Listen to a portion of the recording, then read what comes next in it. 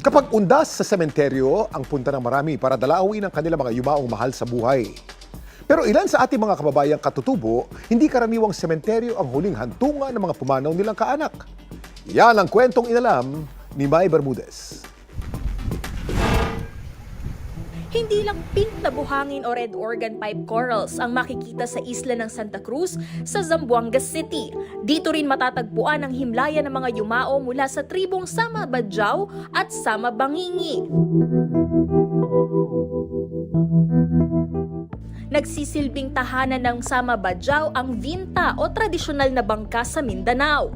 Isa sa mga dahilan ng kanilang pagdaong ang paghahanap ng lugar na paglilibingan ng kaanak na yumao. Ayon kay Hyral Taup, isang Bangingi tribal leader at tourism staff sa Zamboanga City. Ito pong cemetery, majority po ang nililibing po dito ay yung sa mga Sama Badjao. Noong unang panahon po, na nasa 1940s pa po sila dumating po dito, kung ibibilang po natin yung nakalibing po, marami po to, no?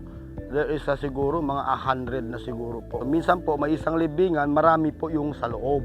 Ang tribong Sama Bangingi, ito rin ang ginawang sementeryo. Dito po sa cemetery, sa old cemetery na to, may designated na lugar po talaga kami kung saan namin inililibing yung mga pamilya po talaga namin. Magkaibang paraan ng paglilibing sa mga yumao ng tribong Sama Badjao at Sama Bangingi. Yung mga Sama Badjao po dito, yung nililibing po nila mga patay nila. So kung makikita po ninyo, may mga nakalagay na signs of mga boat. Yung boat po kasi, yung po ang sasakyan nila papuntang kabilang buhay. Pero yung Sama Bangingi po, nanatalian na po ng white cotton. Pero dahil naaabot na raw ng tubig dagat ang kanilang sementeryo, ipinagbabawal na ng lokal na pamahalaan ang paglilibing dito. Dapat alam mo na tinatawag na kalag-kalag ang paggunita nila sa yumaong katutubo.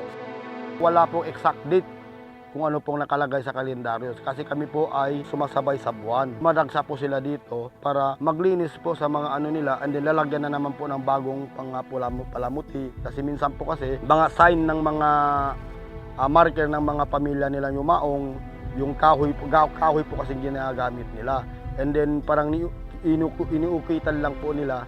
1960s raw nang mailibing ang lolo ni Hamad Jau Pakal sa libingan ng tribong Bangingi. Sa amin panahon na noon, hindi naglalagay ng petsa sa libingan. Kung kailan namatay, kailan pinanganak, hindi namin nilalagay. Basta tambakan na lang ng bato, walang semento-semento na yan. Ang kanyang kalag-kalag. Minsan gumagawa kami ng mga makakain, parang ialay namin sa kanila para kahit minsan naman, pwede ka parang magbigay ng biyaya sa kanila bilang pasasalamat sa kanila, naging tao ka dahil sa kanila. Pag dumating na po yung buwan ng undas ng mga Muslim, hindi naman po yan sa isang araw na lang. Pag lalabas na po yung buwan, hanggang mamatay po yung buwan, pwede po tayong mag-undas. So kami po ay nag-schedule po kami talaga para iisa na lang po yung community namin na magpunta sa libingan.